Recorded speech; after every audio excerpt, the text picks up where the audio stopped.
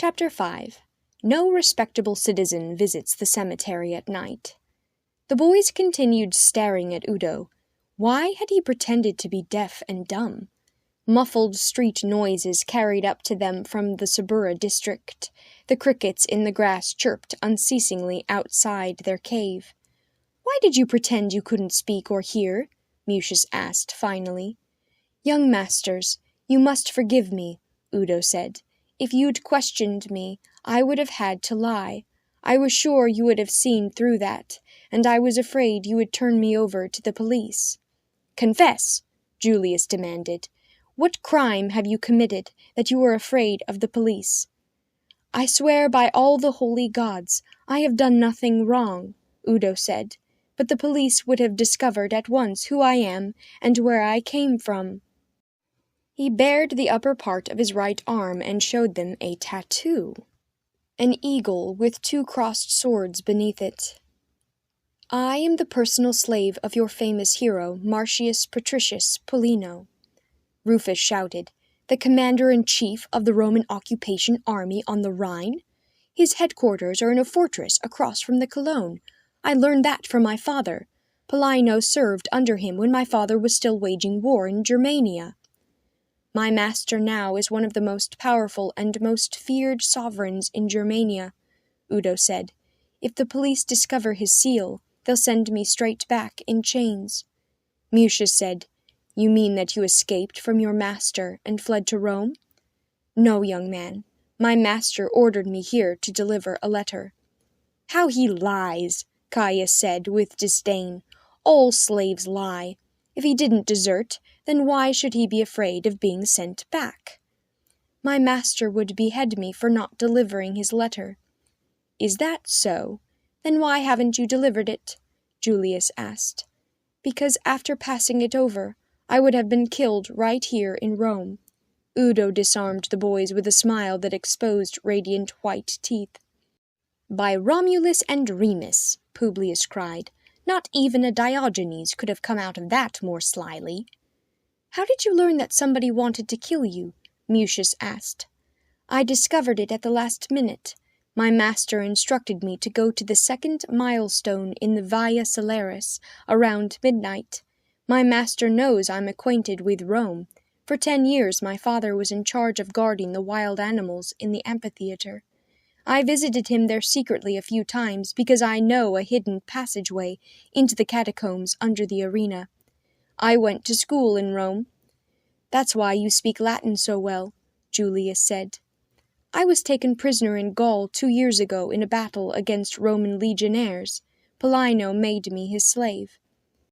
"Spare us your life history," Caius said. "That's right," Antonius said. "We want to know why you're supposed to be murdered. That's exciting." "Why not let him talk?" Julius scolded. Udo waited a moment, then he went on.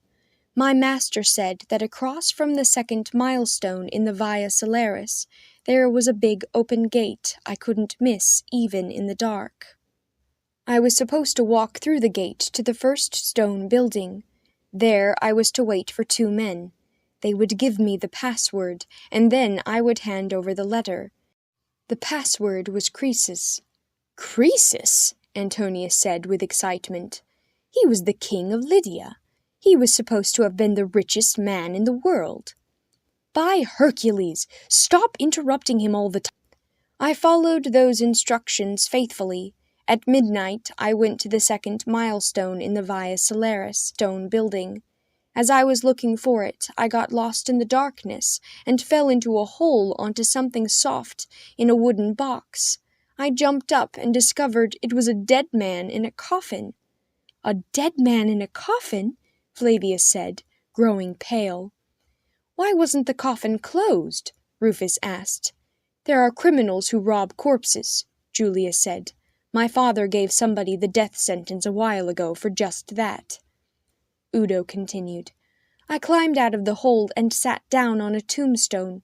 I realized that I was in a cemetery and was afraid to go on. Why, I asked myself, must I deliver a letter in a cemetery at the ghastly hour of midnight? What kind of men was I waiting for? No respectable citizen visits the cemetery at night." "It's alive with ghosts," Antonius said. "I decided to hide somewhere around the meeting place and get a look at the two men first," Udo said. "That was smart of you," Musha said. "What happened then, Udo?" he asked. Warily I crept farther on and almost hit my nose on the stone building. It was a mausoleum. Beside it was a bunch of laurel bushes. I had scarcely crawled behind them when I heard the two men coming. "Did you see their faces?" Julius asked. "No, it was too dark. Besides, they were wearing capes with hoods pulled over their heads. I saw only that one man was of average height and fat, and the other was as big as Hercules.